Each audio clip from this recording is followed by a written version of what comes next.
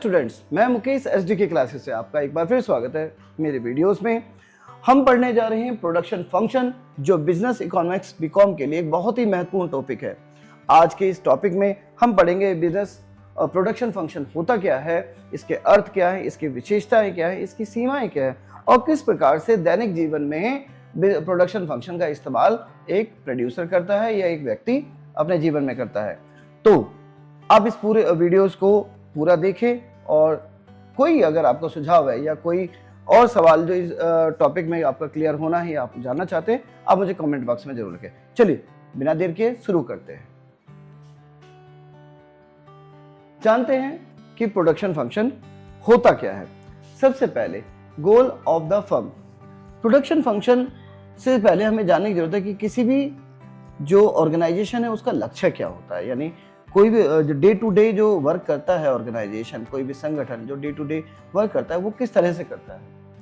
In a free market और capitalist economy, firms aim to maximise profit. Profit depends on both the cost of inputs such as labour, land, capital, organisation and the revenue from output. देखो, अगर देखा जाए तो किसी भी firm का जो लक्ष्य है, चाहे वो कैपिटलिस्ट मार्केट हो, चाहे वो एक फ्री मार्केट हो, यानी फ्री मार्केट मुक्त बाजार या पूंजीवादी बाजार की बात करें या प्राइवेट इकोनॉमी की बात कर रहे हैं, ऐसे मार्केट में जो फर्म काम करती है वो ज़्यादा से ज़्यादा लाभ उठाने के उद्देश्य से करती है। वो चाहती है कि जो वो ऑपरेशन कर रही है डे टू डे, उससे उसके प्रॉफिट मैक्सिमाइज हो, ज़्यादा से ज़्यादा वो लाभ कमाए। अब प्रॉफिट जो है वो इस बात पे डिपेंड करता है कि कितना खर्च आ रहा है, लागत क्या है प्रोडक्शन करने के दौरान, उसे कितना खर्च आ रहा है। ये जो खर्चे हैं, लागत है, वो लागत उसके श्रमिकों, ठीक है, जो लैंड रेंट वगैरह है, लैंड जब हम इस पे कहते हैं, उसके आधार पर आती है। जो पूंजी लगाई गई है उसके अगेंस्ट में जो भी इंटरेस्ट पे करना पड़ता है, जो भी ड्यूज पेमेंट करना होता है, जो भी प्रोसेसिंग फीस होती है, और संगठन को मेंटेन करने के लिए, रिसोर्सेज को यूटिलाइज करने के लिए जो खर्च आता है, इन सारी चीज़ों को कॉस्ट के तौर पे देते हैं। इसे कम करना होता है और ये देखना होता है कि कितना रेवेन्यू आ रहा है। यानी जो कंपनी का प्रॉफिट है वो दो बातों पे करता है। पहला कि कॉस्ट क्या आ रहा है, दूसरा रेवेन्यू कितना आ रहा है, राजस्व कितना आ रहा है, कितना पैसा रिसिप्ट के तौर पे उन्हें आ रहा है। ठीक है, तो इन दोनों आधार पे जो है हम प्रोडक्शन फंक्शन को जस्टिफाई करने वाले हैं। दूसरा प्रोडक्शन प्रोसेस, उत्पादन प्रक्रिया। उत्पादन प्रक्रिया का मतलब है कि हमारा प्रोडक्ट क्या से होता है, रॉ मटेरियल से फिनिश गुड तक कन्वर्ट करता है। डेफिनेटली उस बीच में जो पूरा प्रोसेस है उसे हम प्रोडक्शन प्रोसेस कहते हैं।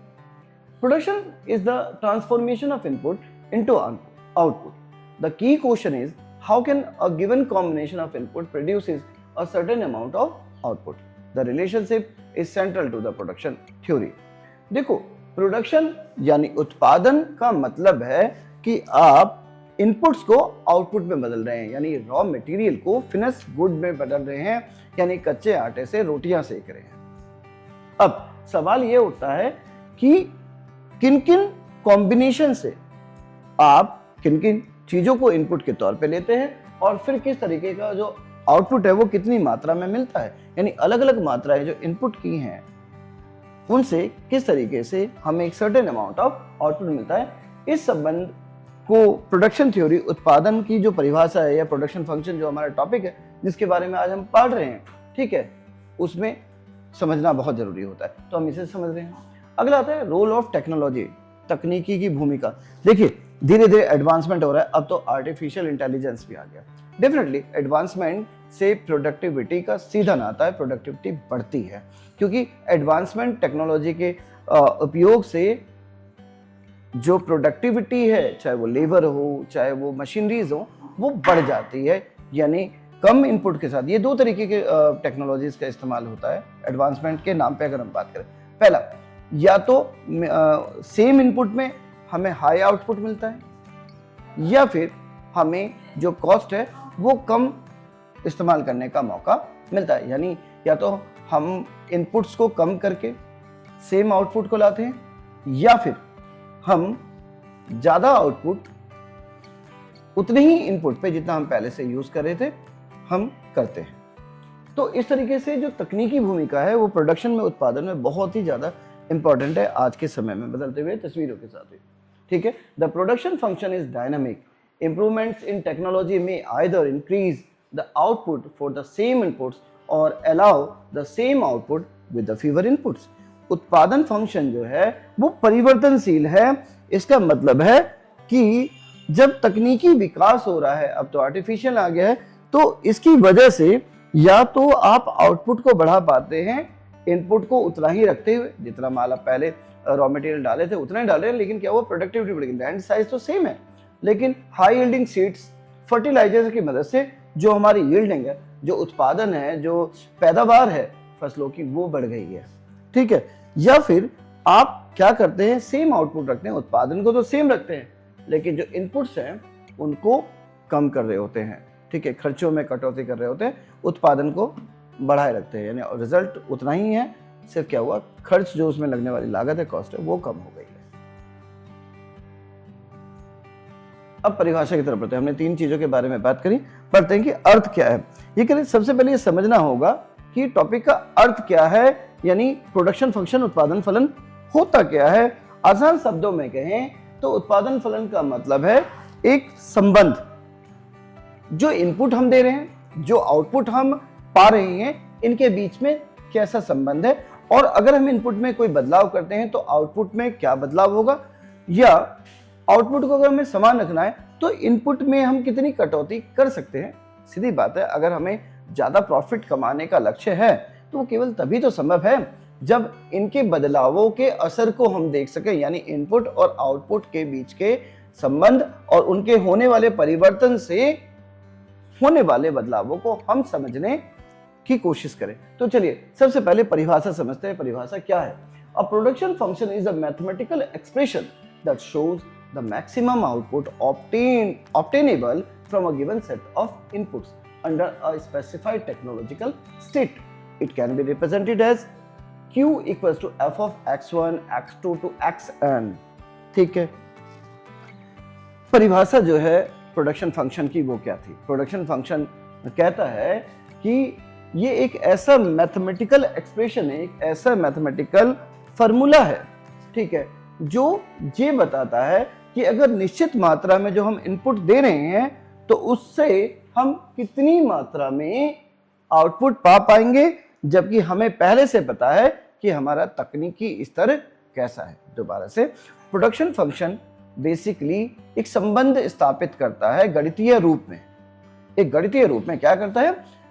संबंध स्थापित करता है जो इनपुट हम इस्तेमाल कर रहे हैं एक विशेष स्तर की तकनीकी उपलब्धि के आधार पर, यानी हमारे जो प्रोडक्शन मेथड है वो पहले से तय है, और फिर कितना आउटपुट जो हम जनरेट करना चाहते हैं उसके बीच में कि अगर हम इनपुट में कोई बदलाव करके आउटपुट में कैसे बदलाव ला सकते हैं, प्रोडक्शन फंक्शन विशेष तकनीक या विशेष परिस्थितियों में हमें ये बतलाने की कोशिश करता है। जो इसका फॉर्मूला था वो था Q बराबर f of x1 x2। x1 x2 ये सारे क्या है, रिप्रेजेंट करते हैं अप टू xn, ये रिप्रेजेंट करते हैं उन वेरिएबल्स को जिन्हें इनपुट के तौर पे इस्तेमाल किया जा रहा है। जहाँ पे Q क्या दिखा रहा है? Q दिखाता है उस आउटपुट को जो हमें चाहिए उत्पादन के तौर पे, ठीक है। देखिए जरा, Q is the quantity of output produce, ठीक है। अभी डिस्कस किया था कि Q क्या है? वस्तु की वो मात्रा है जो हम उत्पादन के तौर पे देख रहे हैं, जबकि x1 x2 to xn represent the various factor inputs like labor, capital, land and organization। x1 x2 to xn उन सारे इनपुट को दिखाता है इकोनॉमिक्स में, पर्टिकुलर जैसे लैंड हो गया, जो हमारा प्लांट है हम उसकी बात कर रहे हैं, कितने लेबर हमने लिए, ठीक है, जो कैपिटल है, ठीक है, in the form of raw materials हो सकता है, इन द फॉर्म ऑफ जो इलेक्ट्रिसिटीज हो सकती है, मैन पावर हो जो है हमारा लेबर के तौर पे, वो कितना है, इन सारी चीजों के कॉम्बिनेशन को इनपुट कहा जा रहा है। ये दिखाया गया है यहाँ पे। It can also understood as the relationship showing the minimum quantity of inputs needed to produce a specified level of output। हम इस फार्मूले से ये भी समझ सकते हैं, यानी प्रोडक्शन फंक्शन हिंदी में उत्पादन फलन से हम ये भी समझते हैं कि हमें कितनी कम से कम मात्रा इनपुट की चाहिए, कम से कम कितना हमारे पास इनपुट होना चाहिए कि हम मैक्सिमम आउटपुट ले सके। दैट मीन्स कि अगर हम इस फार्मूले की समझ को ठीक से रखें तो ये फार्मूला हमें बताता है कि कैसे कम से कम इनपुट पे हम ज्यादा से ज्यादा आउटपुट प्राप्त कर सकते हैं, यानी कम से कम कच्चा माल लगा। सीधी बात है, इस फॉर्मूले की मदद से हमें ये चल पाता है कि कैसे हम वेस्टेजेस को, लो क्वालिटी प्रोडक्टिविटी को रिड्यूस कर सकते हैं, यानी हमारा जो कचरा है, एक्सपेरिमेंटेशन से जैसी चीजें हैं उसको खत्म कर पाते हैं। हम एक प्रॉपर रेशियो या अनुपात ला पाते हैं इनपुट का, जिससे हमें स्टैंडर्ड लेवल ऑफ आउटपुट मिलता है, जो मानक स्तर या जो क्वालिटी हमने अपने आउटपुट या प्रोडक्ट के लिए तय की है, हमें वो मिल पाती है एक सर्टेन लेवल ऑफ इनपुट की वजह से। Scholars such as Leftwich and Samuelson have defined the production function as physical or technological relationship between inputs and outputs। वैसे भी जो विद्वान थे, एक बड़े समय के इकोनॉमिस्ट थे, लेफ्टविच और सैमुएल्सन ने कहा कि प्रोडक्शन फंक्शन जो है, उत्पादन फलन क्या दिखाता है, वो एक भौतिक और तकनीकी संबंध दिखाता है इनपुट और आउटपुट के बीच में। दोबारा से, अगर हम लेफ्टविच और सैमुएल्सन की परिभाषा से समझे तो उन्होंने कहा था प्रोडक्शन फंक्शन का मतलब है कि जो इनपुट और आउटपुट के बीच में जो फिजिकल, यानी जो आउटपुट हमें दिखता है, और जो टेक्नोलॉजिकल, जो मशीनरी या मेथड्स हम इस्तेमाल करते हैं, उनके बीच का संबंध दिखता है। चलिए बढ़ते हैं आगे। अगर हम इसके मीनिंग और परिभाषाओं को समझ पा रहे हैं तो अब देखते हैं कि आखिर एजम्पशंस क्या है। एजम्पशन का मतलब आधारणाएं, वो कौन कौन सी परिस्थितियां हैं जिनको माना गया है, जब प्रोडक्शन फंक्शन की जो डेफिनेशन या जो परिभाषा दी गई है, जो थ्योरी दी गई है, उन थ्योरी को देने के लिए किन स्थितियों को पहले से मान लिया गया कि ऐसा अगर हुआ, केवल तभी ऐसा हो पाना या ये संबंध होना संभव है। तो एजम्पशंस, अवधारणाओं पे चलते हैं। एजम्पशन अंडरलाइंग प्रोडक्शन फंक्शन, उत्पादन फलन को बनाते हुए किन अवधारणाओं को स्वीकारा गया है। When using the production function in analysis, economics makes several key assumptions। जब हम उत्पादन फलन की बात करते हैं या उत्पादन फलन का आकलन करते हैं या समझते हैं कि उत्पादन फलन कैसे वर्क करता है, इनपुट और आउटपुट के बीच में जब हम रिलेशन की बात करते हैं, तो हम या अर्थशास्त्री जो है निम्नलिखित अवधारणाओं को मान के चलता है। सबसे पहले वो टाइम फ्रेम तय करता है कि उत्पादन फलन जो है वो एक निश्चित समय अंतराल, एक टाइम पीरियड के अंदर के लिए बताया गया। ये definitely future period of time होता है। The relationship is analysed over a specific time period, that is a month, season और प्रोडक्शन साइकिल। आमतौर पे जो प्रोडक्शन फंक्शन है वो एक निश्चित समय अंतराल, एक निश्चित समय के अंतर के लिए बताया जाता है, यानी इनपुट और आउटपुट के बीच में एक निश्चित समय के अंदर, ये समय एक सप्ताह, एक महीना या एक सीजन हो सकता है, एक पूरा समय काल हो सकता है, उत्पादन साइकिल हो सकती है जिसमें ये काम करता है। दूसरा, तकनीकी क्षमताओं का ध्यान दिया गया। देखिए, तकनीकी क्षमता में कोई परिवर्तन नहीं करता। The function represents all technically efficient production methods available. देखिए, प्रोडक्शन फंक्शन की जब फार्मूला इजाद किया जाता है तो उसके अंतर्गत जो भी हमने इनपुट के तौर पे लिया है, हम इनपुट के तौर पे जिन जिन साधनों का, जिन रिसोर्सेज का यूज कर सकते हैं, उन सबको इनपुट के तौर पे शामिल किया जाता है। लैंड, लेबर, जो भी टेक्नोलॉजी हमारे पास है, जो भी हमारे पे कैपिटल है, जिसको ऑपरेशन पर्पस के लिए हम पर्टिकुलर पीरियड ऑफ टाइम में इस्तेमाल कर सकते हैं, वो सारी चीजें इसके अंतर्गत होती हैं। तो technical efficiency, the function represent all technical efficient production methods available. तो ये जो है उन सारे एफिशिएंट, डेफिनेटली उन सारे कॉम्बिनेशन ऑफ इनपुट्स को दिखाता है जिससे हम अपने आउटपुट में बदलाव जरूरत के हिसाब से कर सकते हैं, यानी प्रोड्यूसर जो है जिनके हिसाब से अपने उत्पादन में बदलाव करता है। डिविजिबिलिटी ऑफ इनपुट, वो ये भी मानता है कि इनपुट में के रेशियो में बदलाव संभव है, उन्हें छोटी और बड़ी इकाइयों में बदला जा सकता है, यानी उन्हें लार्ज और लेस क्वांटिटी में कन्वर्ट जरूरत के हिसाब से किया जा सकता है, यानी कैपिटल को बढ़ा के लेबर को कम करना या लेबर को बढ़ा के कैपिटल को कम करना संभव है, या ज्यादा टाइम को बढ़ा के प्रोडक्शन को बढ़ाया जा सकता है, टाइम को रिड्यूस करके लेबर को बढ़ा के भी प्रोडक्शन को बढ़ाया जा सकता है जैसी स्थिति। तो ये कह रहे हैं कि factors of production can be divided into smaller measurable units, कि जो भी फैक्टर ऑफ प्रोडक्शन है, लैंड, लेबर, कैपिटल और एंटरप्रेन्योर, सीधी बात है, जो हमारा प्लांट है, जो हमारे लेबर हैं, जो पूंजी हम लगा रहे हैं, जो पैसा हमारा लग रहा है, जो हमारी मशीनरी इस्तेमाल हो रही है, जो हमारे फ्यूल्स हो रहे हैं, हम इनकी मात्राओं में बदलाव करके उत्पादन में बदलाव कर सकते हैं। आगे आता है फिक्स्ड टेक्नोलॉजी। देखो, जब प्रोडक्शन फंक्शन रिलेशनशिप एग्जिबिट किया जाता है या ड्राइव किया जाता है, तो उसमें ये मान के चला जाता है कि जो मौजूदा तकनीक है उसमें किसी भी तरीके का बदलाव नहीं आ रहा, यानी नई कोई टेक्नोलॉजिकल एडवांसमेंट अब नहीं हो रही, क्योंकि एक पर्टिकुलर टाइम फ्रेम में है। हम बात करें कि जो करंट में हमारे पे टेक्नोलॉजी, जो रिसोर्सेज हैं, लैंड लेबर कैपिटल्स हैं, इनमें कोई बदलाव अभी नहीं करने का मूड है। हम सिर्फ प्रोडक्शन की जो मात्रा है उसमें अपनी ज़रूरत, मार्केट की डिमांड या सप्लाई जो है हमारे पास इनपुट्स की है, उसके आधार पर कैसे बदलाव कर सकते हैं, ये करने की कोशिश करते हैं। The state of technology remains constant during the period of analysis. यही कह रहे हैं कि प्रोडक्शन फंक्शन में जो तकनीकी है उसमें तकनीकी कोई बदलाव नहीं हो रहा, वो एक नियतांक है, वो फिक्स्ड है, अनचेंज्ड है।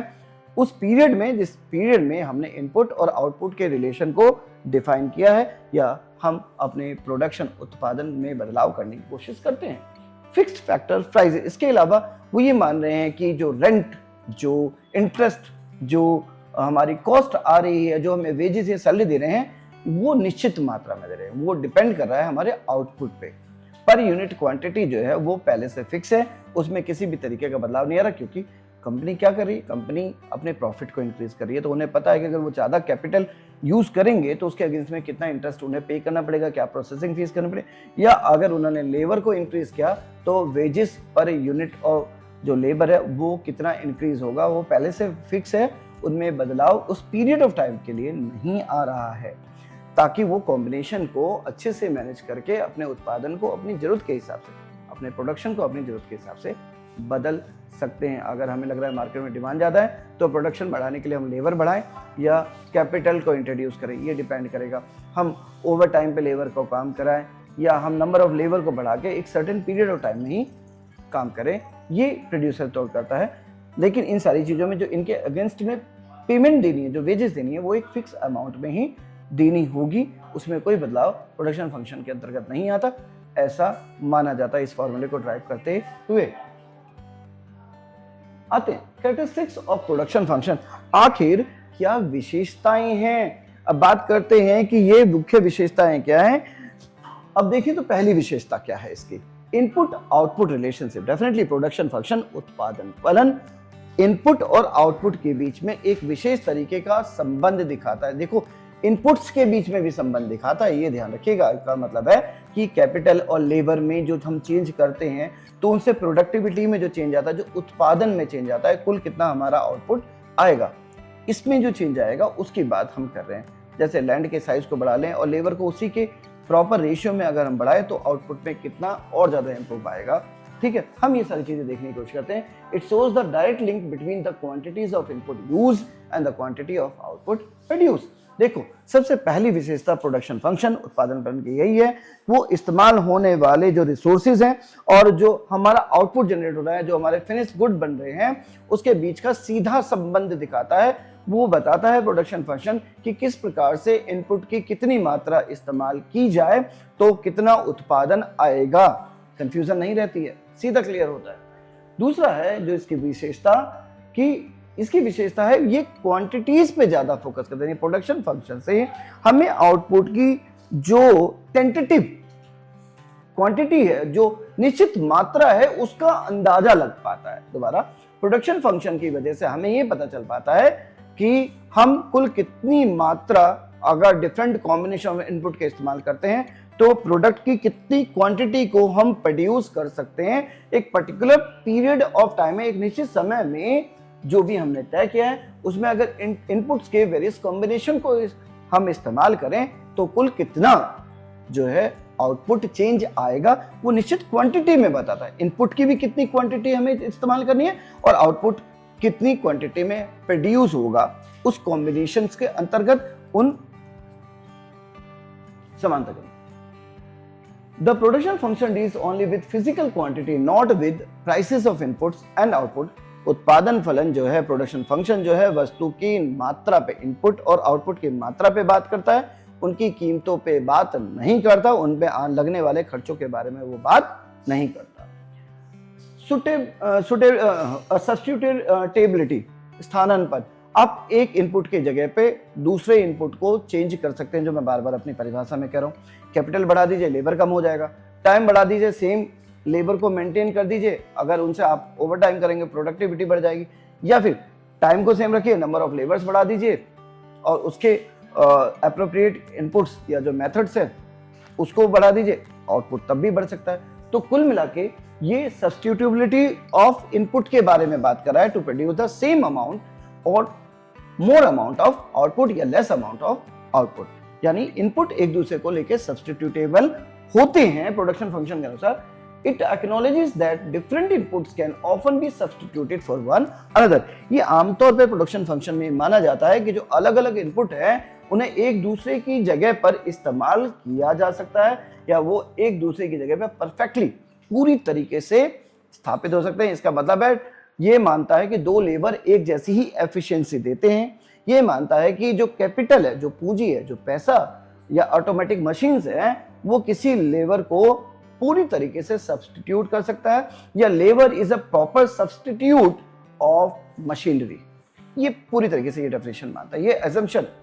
तो it acknowledges the different input can often be substituted for another। For example, increasing in capital might compensate for the less labor depending on the technology। ये कह रहे हैं कि एक उदाहरण भी दिया है इस बात के लिए कि अगर हम कैपिटल यानी पूंजी या मशीनरी मेथड्स का ज़्यादा इस्तेमाल करें तो लेबर यानी श्रमिकों या ह्यूमन रिसोर्सेज को कम किया जा सकता है और आउटपुट सेम बना रह सकता है, मे भी कई बार बढ़ भी जाता है, अगर तकनीक हमारे पास ऐसी मौजूद है। आते हैं आउटपुट ऑप्टिमाइजेशन। जो हमारी क्वांटिटी है, जो आउटपुट है, जो यील्ड है, जो उत्पादन है, प्रोडक्शन है हमारा, उसको बढ़ाने की कोशिश इस संबंध को समझते हुए की जाती है। यानी इनपुट्स के कॉम्बिनेशन से हमें डिफरेंट लेवल ऑफ आउटपुट का क्लियरली पता चलता है इन एग्जामिनेशन के दौरान। तो ये माना जाता है इसमें कि इस प्रोडक्शन फंक्शन रिलेशनशिप के द्वारा ये बहुत हद तक संभव हो पाता है कि आप ये समझ पाएं कि कैसे आउटपुट को आप अधिकतम कर सकते हैं मिनिमम इनपुट का इस्तेमाल कर। और डेफिनेटली अगर हमारे इनपुट कम हो रहे हैं और आउटपुट बढ़ रहा है, इसका मतलब हमारा रेवेन्यू इंक्रीज हो रहा है और हमारी कॉस्ट रिड्यूस हो रही है, यानी जो इनका डिफरेंस है, ठीक है, increase revenue and least cost का, वो हमारा क्या होगा, मैक्सिमम प्रॉफिट होगा। तो ये जो मैक्सिमम प्रॉफिट है इस फॉर्मूले को अंडरस्टैंड करके समझा जा सकता है प्रोडक्शन सेक्टर में या इकोनॉमिक सेक्टर में।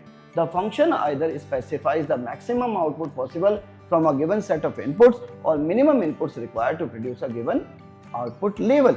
ये जो फंक्शन है, जो मैथमेटिकल रिलेशनशिप है, जो ये मैथमेटिकल फार्मूला है या प्रोडक्शन फंक्शन है, जो उत्पादन फलन है, ये बताता है कि कैसे एक निश्चित मात्रा में जो इनपुट हमारे पास मौजूद है से अधिकतम आउटपुट या ज्यादा से ज्यादा प्रोडक्शन पाया जा सकता है, या ये कहें कि कैसे कम से कम इनपुट में सेम अमाउंट ऑफ आउटपुट पाया जा सकता है। इस सिद्धांत पे ये जो है फार्मूला काम करता है। These are the assumption। assumption क्या थे?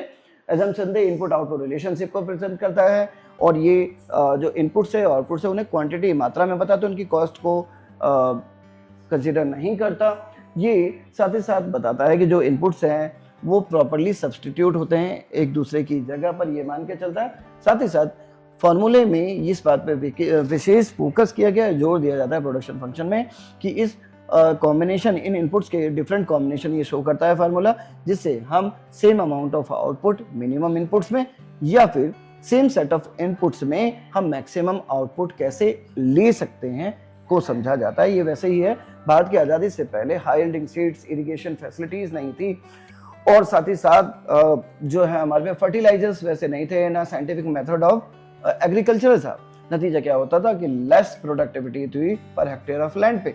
लेकिन जिस तरीके से high yielding seeds, fertility, scientific method of technology, irrigation facility जैसी अदर फैसिलिटीज आई और ट्रेनिंग आया, हुआ क्या कि productivity per hectare of land पे अचानक बढ़ गई। यानी लैंड तो इंक्रीज नहीं हुआ, पर मेथड्स के बदलाव या इनपुट्स के बदलाव की वजह से जो आउटपुट है वो बहुत तेजी से बढ़ा और भारत में एग्रीकल्चर सेक्टर में बहुत ज़्यादा बूम आया। ठीक है, बढ़ते हैं आगे। अब आते हैं लॉज ऑफ प्रोडक्शन, यानी उत्पादन के सिद्धांत या कानून क्या है। ठीक है, उत्पादन का कानून क्या है, एक परिभाषा। Two central laws frequently discuss. आमतौर पे जब हम प्रोडक्शन फंक्शन की बात करते हैं तो दो बातों को हमें समझना होता है, या क्या दो नियम हैं अर्थशास्त्र के, उनको हमें समझना होता है। वो कौन से हैं? सबसे पहला है law of variable proportion returns to a factor. Law of variable proportion, सबसे पहले हमें इस सिद्धांत को समझना है कि जब हम इनपुट देते हैं, वेरिएबल जो हमारे इनपुट्स हैं, तो उनसे जो है एक सर्टेन अमाउंट तक जो हमारा इनपुट है जब हम प्रोड्यूस करते हैं, हम सपोज करते हैं लैंड ले हमारा कांस्टेंट है, जमीन में बदलाव नहीं कर रहे, मशीनरी में बदलाव नहीं कर रहे, हम लेबर को बढ़ा रहे हैं। तो लेबर बढ़ाने से एक समय ऐसा होगा कि पहले आउटपुट तेजी से बढ़ेगा, यानी पर लेबर इंट्रोडक्शन के साथ, पर लेबर इनपुट के साथ, यानी जैसे ही हमारा एक आदमी आएगा हमारा आउटपुट तेजी से बढ़ेगा, दूसरा आएगा तो पहले के मुकाबले में दूसरे में और तेजी से बढ़ेगा, तीसरा आएगा तो तीसरा वाला दूसरे के मुकाबले में टोटल आउटपुट में और तेजी से बदलाव करेगा। लेकिन एक समय आने के बाद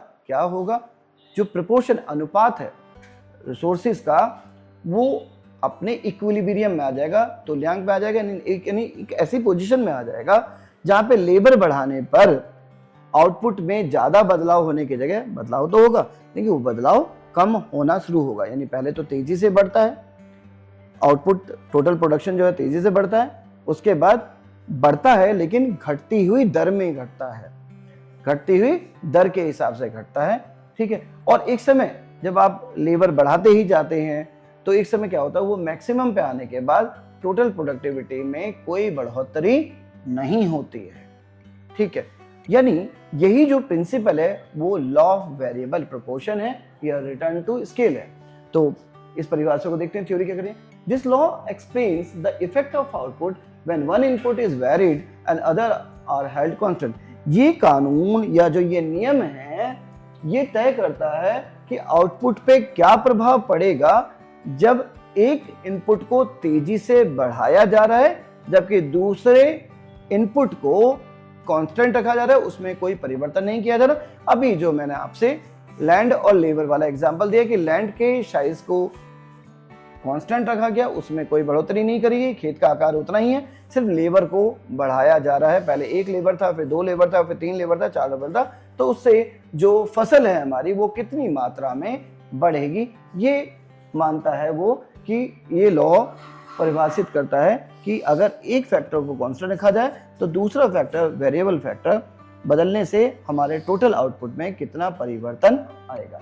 It usually shows increasing return initially, followed by diminishing returns and additional contribution of the variable factor declines.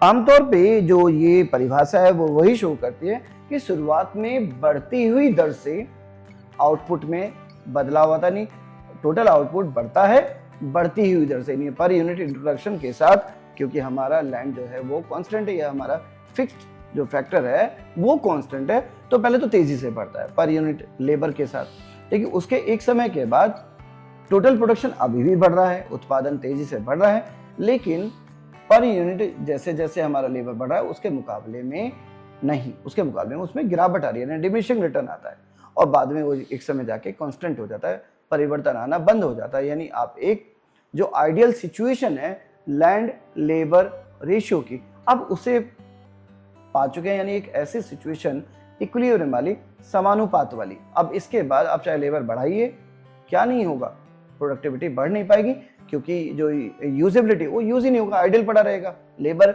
ज्यादातर खाली रहेगा क्योंकि उसके बाद करने के लिए काम नहीं है, इसलिए ऐसा होगा। अगला आता है law of returns to scale. इसका मतलब है कि अगर हम सारे वेरिएबल को एक प्रॉपर रेशियो में बढ़ाएं तो आउटपुट में कितना चेंज आएगा। Law of returns to scale का मतलब है कि अगर हम सारे फैक्टर्स को कोई भी फिक्स ना रखें, एक प्रॉपर रेशियो को मेंटेन करते हुए अगर सारे फैक्टर्स को बढ़ाएं तो हमारे आउटपुट में क्या चेंज आएगा, इसे पढ़ के बात करते हैं। If output increases by the same proportion as inputs the production function has constant returns to scale. ठीक है, एक मिनट, सबसे पहले this law consider what happens when all inputs are increased proportionally. देखो, लॉ ऑफ रिटर्न्स इसके लिए बताता है कि अगर एक निश्चित अनुपात में इनपुट में बदलाव किया जाए, यानी फिक्स फैक्टर नहीं है, अब सारे फैक्टर क्या है, वेरिएबल हो गए, यानी लॉन्ग रन वाली सिचुएशन है, एक लंबे समय दीर्घकालीन, एक लॉन्ग पीरियड ऑफ टाइम की बात करें कि अगर सभी फैक्टर्स में एक अनुपात को समान बनाए हुए बदलाव किया जाए तो टोटल प्रोडक्शन में क्या परिवर्तन आएगा, ये लॉ या ये नियम उसे बताता है। If output increases by the same proportion as inputs, the production function has constant returns to scale. ये नियम ये बताता है, ये कानून ये बताता है कि अगर हम आउटपुट हमारा निश्चित मात्रा में बढ़ रहा है तो इसका मतलब है इनपुट को हमने समान अनुपात मेंटेन किया हुआ। क्या है, अगर 4 लेबर और 1 मशीनरी का हमारा चल रहा है तो हमने इसी में 2 मशीन का मतलब है 8 ही लेबर का उपयोग किया, और अगर 4 लेबर मिलके हमारी 100 यूनिट्स पर डे प्रोड्यूस कर रहे हैं तो 8 लेबर 2 मशीन पे 200 यूनिट करेंगे और 3 पे 1200 यूनिट करेंगे। इसका मतलब है अगर हमने इनपुट को जो वेरिएबली कांस्टेंट प्रोपोर्शन में बढ़ाया, अगर इनपुट को हमने कांस्टेंट प्रोपोर्शन में बढ़ाया तो जो हमारा आउटपुट है वो भी कांस्टेंट यानी एक निश्चित मात्रा या निश्चित अनुपात में ही आगे बढ़ता है। वो ये बताता है law of variable proportion. If output increased by greater or lesser proportion, the function exhibits increase or decrease returns to scale irrespectively. इसी तरीके से जो law of variable returns to scale बताता है कि अगर आउटपुट तेजी से बढ़ रहा है, बड़ी मात्रा में बढ़ रहा है, ठीक है, या कम मात्रा, कम प्रोपोर्शन, कम अनुपात में बढ़ रहा है, तो ये बताता है कि जो रिटर्न टू स्केल है वो बढ़ रहा है और घट रहा है, यानी अनुपात जो है वो और बेहतर हो सकता है, संभव है, वो आइडियल सिचुएशन में नहीं है। इनपुट्स में जो बदलाव है वो करना संभव है प्रोडक्टिविटी को ज़्यादा बढ़ाने और घटाने के लिए, यानी या तो हमें उस रेशियो को बैलेंस करना पड़ेगा, कुछ लेबर को रिड्यूस करना पड़ेगा या लैंड को बढ़ाना पड़ेगा अगर हमें आउटपुट कम आ रहा है रेशियो के हिसाब से तो, और अगर वो ज़्यादा आ रहा है का मतलब है कि और आइडियल सिचुएशन पॉसिबल है।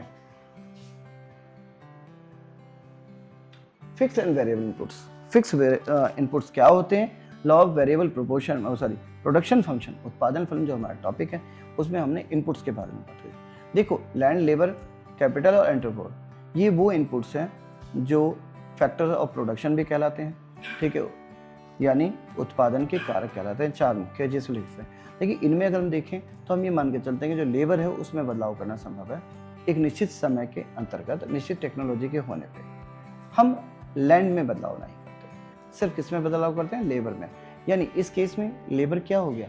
वो वेरिएबल हो गया, परिवर्तनशील हो गया, जबकि लैंड जो है वो अपरिवर्तनशील है, यानी वो कांस्टेंट है, उस निश्चित पीरियड ऑफ टाइम के लिए कह रहे हैं, ठीक है। फिक्स इनपुट क्या होते हैं? अपरिवर्तनशील कारक क्या होते हैं? Input that cannot be easily adjusted in short run, that is a plant, major equipment, buildings और specialized labor। देखिए, ऐसे इनपुट या ऐसे रिसोर्सेज जिनको कम समय में या निश्चित समय के अंदर, कम निश्चित समय के अंदर, एक सीजन, एक हफ्ता, एक महीने में बदलना संभव नहीं है, ऐसे इनपुट्स को हम जो है कांस्टेंट इनपुट और फिक्स्ड इनपुट कहते हैं, निश्चित रिसोर्सेज कहते हैं, निश्चित संसाधन कहते हैं। जैसे प्लांट हो गया, कंपनी का एक प्लांट हो गया पूरा, या कोई बड़ी मशीन हो गई, कोई बड़ी बिल्डिंग हो गई, या कोई बहुत ट्रेंड लेबर हो गया, हाईली स्किल्ड लेबर हो गया, हाईली एजुकेटेड लेबर हो गया। इन्हें तुरंत बदलना या कम समय में बदलना एक जो प्रोड्यूसर होता है उसके लिए संभव नहीं होता शॉर्ट रन में। शॉर्ट रन का मतलब वो निश्चित समय, वो कम से कम समय जिसमें सिर्फ लेबर को तो बदला जा सकता है पर फिक्स फैक्टर को बदला नहीं जा सकता। यह क्या है कि जो वेरिएबल फैक्टर है 2 कैटेगरी में होते हैं, एक फिक्स्ड और एक वेरिएबल, वो पीरियड ऑफ टाइम है। Input that cannot be change in the short run to adjust output. अब हम बात करें वेरिएबल इनपुट क्या है, परिवर्तनशील जो इनपुट्स हैं वो क्या है, या कहें कि परिवर्तनशील रिसोर्सेज क्या है। Input that can be changed in short run to adjust output, that is raw material, ordinary labor, hours, ठीक है। ऐसे इनपुट आउटपुट बढ़ाने के लिए जिनका इस्तेमाल फ्रिक्वेंटली किया जाता है प्रोड्यूसर के द्वारा, एक जो कंपनी का मालिक है, एक जो मैन्युफैक्चरर है, जिनमें आसानी से बदलाव कर पाता है अपनी ज़रूरत के हिसाब से। जैसे वर्किंग आवर्स को बढ़ा दिया, ओवर टाइम करा दिया, जैसे जो है रॉ मटेरियल जो है उसने मंगवा लिया ज़्यादा ताकि प्रोडक्टिविटी बढ़ सके। तो ये ऐसे इनपुट हैं जिन्हें बदलाव करके आसानी से आउटपुट को इंक्रीज किया जा सकता है प्रोड्यूसर के द्वारा। ऐसे इनपुट को हम वेरिएबल इनपुट कहते हैं। ये दोनों बातें शॉर्ट रन में हुई, वो कम से कम लगने वाला समय की बात। एक एग्जांपल दिया इन अ प्रिंटिंग प्रेस सिनेरियो। हम बात करते हैं एक प्रिंटिंग प्रेस की, अखबार या किताबें छप रही हैं, वहाँ की बात करते हैं। फिक्स इनपुट क्या होगा? प्रिंटिंग प्रेस और बिल्डिंग होगी। एक बिल्डिंग जहाँ पे वो मशीन रखी हुई है, और प्रिंटिंग प्रेस मशीन जिस पे वो कागज़ या अखबार या फाइलें या जल्द सब छपते होंगे। अब आते हैं वेरिएबल इनपुट क्या होंगे? लेबर और पेपर। पेपर कितने ही मंगा लीजिए, आसानी से मिल जाते हैं। और लेबर का मतलब यहाँ पे जरूरी नहीं है कि आपने मैन पावर बढ़ाई, मतलब है आपने अगर उन्हें ओवर टाइम भी करा दिया, ठीक है, 8 घंटे की जगह 10 घंटे काम कराया, डेफिनेटली आउटपुट हमारा बढ़ जाएगा। तो ये वेरिएबल इनपुट के एग्जांपल है। अगर प्रिंटिंग प्रेस सिनेरियो की हम बात करें, to increase daily output quickly the firm may hire more worker और purchase more paper since fixed asset can not be rapidly expanded. देखिए, अगर आउटपुट बढ़ाना है प्रिंटिंग प्रेस के मालिक को, तो वो हो सकता है कि नंबर ऑफ लेबर बढ़ा ले या वर्किंग आवर्स को बढ़ा दे, या फिर वो नए जो रॉ मटेरियल जो पेपर है उन्हें मंगवा ले, तो आसानी से वो अपने आउटपुट को बढ़ा सकता है, क्योंकि नई मशीन और नई बिल्डिंग का इंतजाम करने में उसे बहुत समय लगेगा, लेकिन लेबर बढ़ाने में कम समय लगेगा और रॉ मटेरियल के तौर पे कागज मंगाने में भी उसे कम समय लगेगा। अब आपको फिक्स्ड और वेरिएबल फैक्टर तो समझ में आ ही गया होगा। अब फिर से जो पहले समझाने के उसके आगे शॉर्ट रन होता क्या है, लॉन्ग रन क्या होता है। भाई डेफिनेटली अगर हम वेरिएबल 2 कैटेगरी में बांध सकते हैं। शॉर्ट रन का मतलब है वो पीरियड ऑफ टाइम, वो निश्चित समय जिसमें जो इनपुट्स हैं, ठीक है, लैंड लेबर कैपिटल एंटरप्रेन्योर्स की बात करें या ऑर्गेनाइजेशन की बात करें या नेचुरल रिसोर्सेज की बात करें, डिपेंड करता है। अब आप ग्रेजुएशन में हैं तो यहाँ पे नेचुरल रिसोर्स है, प्राकृतिक संसाधन, इसका सीधा असर होता है हमारी प्रोडक्टिविटी कैपेबिलिटी पे, ठीक है। तो ये बात कर रहे हैं कि शॉर्ट रन उस पीरियड ऑफ टाइम को कहते हैं। The short run is a period in which at least one factor of production is fixed. Short run उस समय अंतराल को या उस समय सीमा को कहते हैं जिसमें एक फैक्टर, कम से कम एक फैक्टर जो है वो फिक्स्ड है, ठीक है। टेक्निकली मशीनरी को बढ़ाना या नई बिल्डिंग खरीदना संभव अभी नहीं है, और सिर्फ संभव क्या है, लेबर को बढ़ा सकते हैं, इनपुट्स को बढ़ा सकते हैं। तो कह रहे हैं कि अगर कुछ इनपुट्स हमारे फिक्स्ड है निश्चित मात्रा में उस समय अंतराल के अंतर्गत, यानी उस समय अंतराल में जो है सारे फैक्टर वेरिएबल नहीं होते, तो हम उस पीरियड ऑफ टाइम को शॉर्ट रन कहते हैं। इम्प्लीकेशन, इसका असर क्या होता है? Changes of output must be achieved by varying only the variable inputs. यानी शॉर्ट रन की जो विशेषता है या जो सीमा है वो ये कह सकते हैं कि अगर आपको उत्पादन बढ़ाना है, प्रोडक्टिविटी बढ़ानी है, आउटपुट बढ़ाना है, तो आप सिर्फ कुछ ही जो वेरिएबल इनपुट्स हैं केवल उनमें ही बदलाव कर सकते हैं। शॉर्ट रन उस पीरियड ऑफ टाइम को कह रहे हैं जिसमें सिर्फ वेरिएबल फैक्टर्स को बदलकर ही आउटपुट को बढ़ाना संभव है, ठीक है। सभी जो फैक्टर्स हैं वो क्या नहीं होते इस पीरियड ऑफ टाइम में, वेरिएबल नहीं होते। कुछ फैक्टर्स ऑफ इनपुट फिक्स्ड होते हैं, ठीक है, उनमें बदलाव नहीं होता।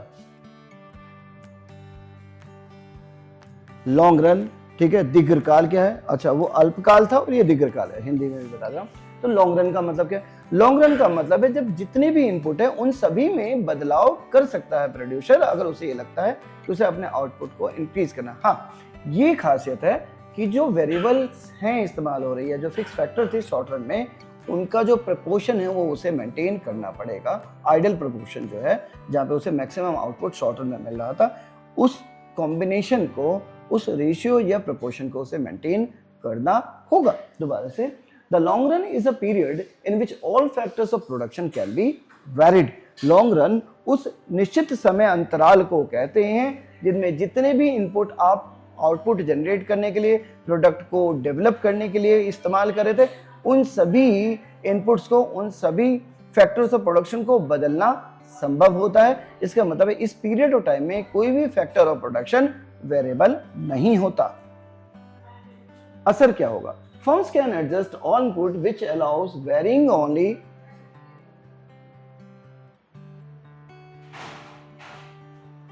Firms can adjust all inputs which allow for changes in the scale of operation. Firm इसके अंतर्गत क्या कर पाता है? अपने सारे इनपुट्स को चेंज कर सकता है। नतीजा वो अपने लेवल ऑफ आउटपुट, सीधी बात है, एक्सपेंशन पॉलिसी को इस्तेमाल करते हैं वो लॉन्ग रन टाइम का इस्तेमाल करता है, यानी firm continuously for a long run, long period of time में अपने आउटपुट को कंटिन्यू मेंटेन कर पाता है, बढ़ते हुए देखते हैं। एक एग्जांपल है building a new plant, acquiring additional machinery और restructuring the labour force. Example है जो लॉन्ग रन में हम देखते हैं, वो देखते हैं कि जब एक नया प्लांट बना दिया किसी कंपनी ने, कोई नई बड़ी मशीन या ऑटोमेटिक मशीन लिया है, या अपने लेबर फोर्स के नंबर को, संख्याओं को बढ़ा दिया, इससे क्या हुआ, उसके आउटपुट में या प्रोडक्टिविटी में इंक्रीमेंट हो गया, बदलाव आ गया। फर्म की एक्सपेंशन पॉलिसी या ग्रोथ पॉलिसी इसके द्वारा क्या होती है, सीधे तौर पे पॉजिटिवली अफेक्ट होती हैं, यानी फर्म फायदे की स्थिति में आती है। Types of production function. Production function कितने प्रकार के होते हैं, सीधी बात है, शॉर्ट रन और लॉन्ग रन के आधार पर बात करें, दो तरीके होते हैं, शॉर्ट रन होता है, लॉन्ग रन होता है। शॉर्ट रन में हम इनपुट्स जो वेरिएबल है केवल उनमें ही बदलाव करके आउटपुट को बदल सकते हैं, जबकि लॉन्ग रन में हम सभी इनपुट्स क्योंकि वेरिएबल हैं तो सभी में बदलाव करके अपने स्केल ऑफ प्रोडक्शन को तेजी दे सकते हैं। बेस्ड ऑन टाइम पीरियड अगर हम बात करें तो शॉर्ट रन प्रोडक्शन फंक्शन होता है अल्पकालीन उत्पादन फलन। Some inputs are fixed, changes in output are driven by changes in variable input. Short run production function के दौरान कुछ इनपुट जो होते हैं वो फिक्स रहते हैं, निश्चित मात्रा में रहते हैं, जबकि कुछ वेरिएबल होते हैं, यानी कुछ वेरिएबल फैक्टर्स में ही बदलाव करके आप अपने प्रोडक्शन को इंक्रीज कर सकते हैं इस पीरियड ऑफ टाइम में, ठीक है। जबकि लॉन्ग रन प्रोडक्शन फंक्शन की अगर हम बात करें तो दीर्घकालीन उत्पादन फलन का मतलब है कि सभी वेरिएबल फैक्टर्स को एक प्रॉपर प्रोपोर्शन में मेंटेन करते हुए, एक आइडियल प्रोपोर्शन को मेंटेन करते हुए अगर आप सभी फैक्टर्स को यानी सभी इनपुट्स में अगर बदलाव करेंगे तो उत्पादन में तेजी आ जाएगी, प्रोडक्टिविटी बढ़ जाएगी, प्रोडक्शन बढ़ जाएगा, ठीक है। ये वो पीरियड ऑफ टाइम है। All inputs are variable, firms have full flexibility to adjust all resources in response to demand changes.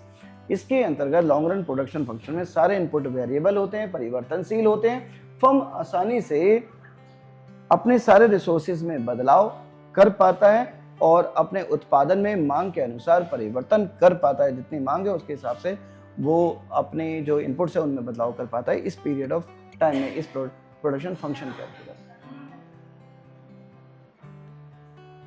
दूसरा है homogeneous versus heterogeneous production function.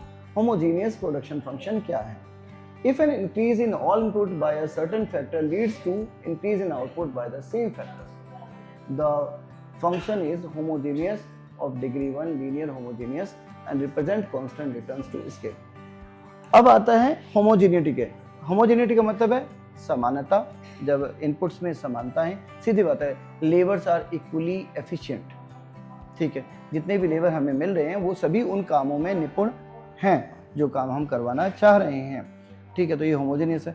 Heterogeneous का मतलब है कि लेबर आर नॉट इक्वली, कुछ स्किल्ड है, कुछ सेमी स्किल्ड है, ठीक है, और कुछ अनस्किल्ड है। अगर हम इन लेबर को लाएंगे तो डेफिनेटली हमारा आउटपुट में जो है एक समान रूप से क्या नहीं होगा।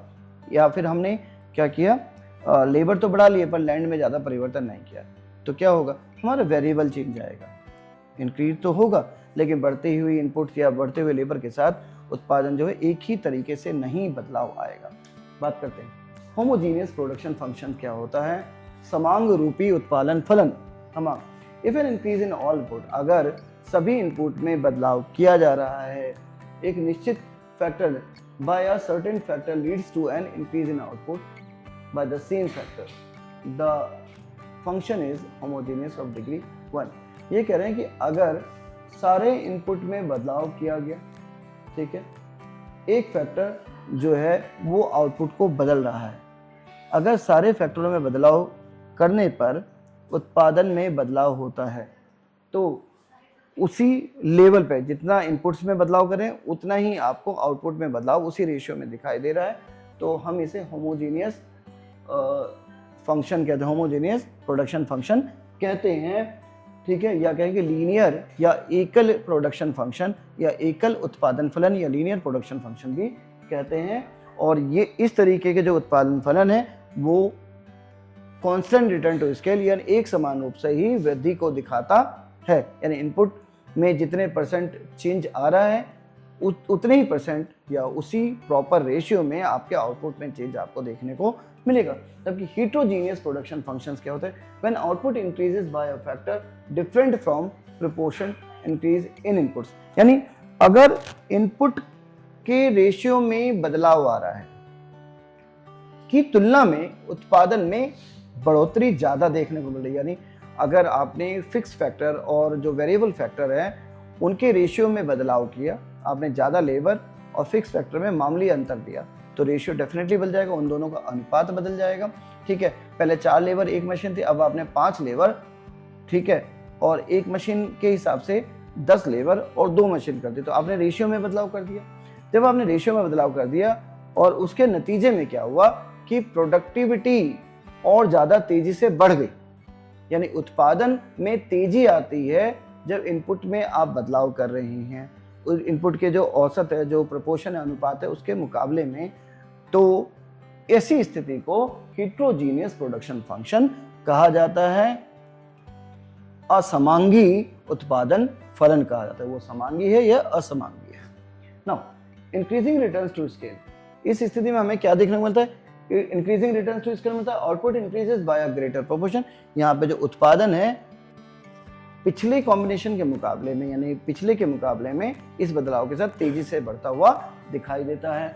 डिक्रीजिंग रिटर्न टू स्केल, कई बार ये भी संभव है कि इस स्थिति में हीट्रोजीनियस प्रोडक्शन फंक्शन में जो उत्पादन है, जितना बदलाव आपने जिस प्रोपोर्शन में किया के मुकाबले में उत्पादन उतनी तेजी से या अपेक्षाकृत कम बदला, यानी जो आपको अनुमान था कि शायद हम ये कॉम्बिनेशन इम्प्लीमेंट करेंगे तो हमें इतना चेंजेस मिलेगा, उस चेंजेस में ना मिलके उसके मुकाबले में कहीं कम तेजी देखने को मिली। ठीक है, तो ये हीट्रोजीनियस प्रोडक्शन फंक्शन दिखाता है।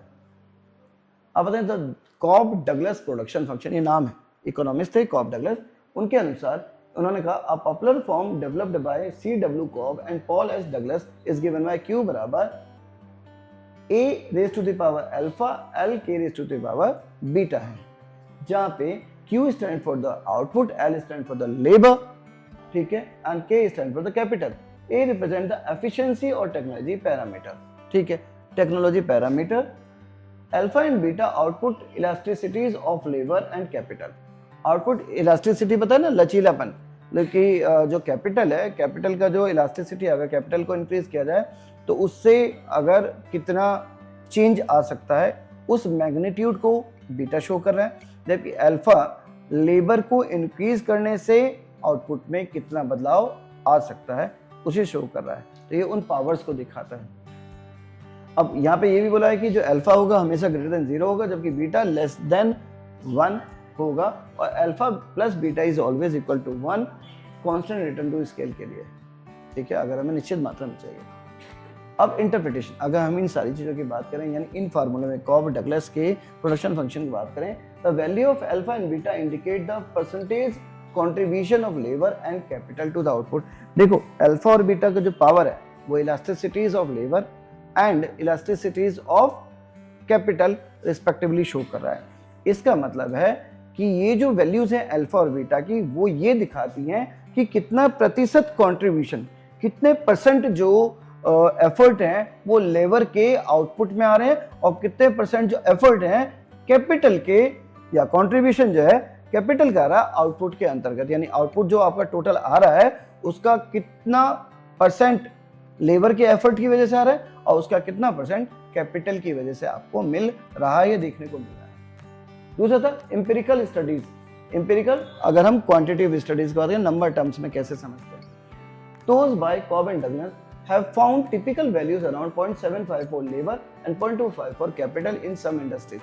देखो, कॉब और डगलस ने उस समय के अध्ययन के हिसाब से देखा कि जो हमारा टोटल आउटपुट आता है वो ह्यूमन रिसोर्सेज की वजह से लगभग 2/3 पोर्शन मिलता है, जबकि 1/3 हमें कैपिटल की वजह से मिलता है। दोबारा से, अगर इंडस्ट्री, आमतौर पे ये फ्री मार्केट, कैपिटलिस्ट मार्केट या यूएस जैसे सिनेरियो की बात करें, जो प्रॉफिट मेकिंग ऑर्गेनाइजेशन है, जिनका मेन मोटिव होता है ज़्यादा से ज़्यादा लाभ कमाना, और वो एक कैपिटलिस्ट इकोनॉमी यानी मोर कैपिटल लेस लेबर के प्रिंसिपल में वहाँ के जो तकनीकें हैं काम करती हैं, उसके अनुसार उन्होंने कहा था कि लगभग 2/3 पोर्शन, दैट इज 0.75 जो परसेंट है 1 का, यानी टोटल आउटपुट का, वो लेबर कंट्रीब्यूट करता है, जबकि कैपिटल सिर्फ 1/3 या पॉइंट जो है 25%, 1/4 सॉरी 3/4 एंड 1/4 है। लेबर 3/4 और जो कैपिटल का कंट्रीब्यूशन है टोटल आउटपुट में 1/4 कंट्रीब्यूशन होता है, यानी लेबर इज मोर इंपॉर्टेंट, उनके डेफिनेशन से भी बताया गया था।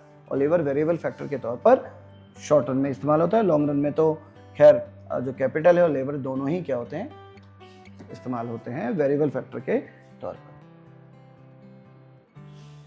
Thank you. प्रोडक्शन पर कंप्लीट है। अगर आपको मेरा ये समझ में आया है वीडियो और मेरी पढ़ाने के तरीके समझ में आए हैं तो प्लीज़ एक पॉजिटिव कमेंट, हमारे चैनल को भी सब्सक्राइब कर दीजिए, नहीं करा है तो आपकी जो बुक है वो जल्दी से कंप्लीट हो जाएगी, आप अच्छे से पेपर में परफॉर्म कर पाएंगे।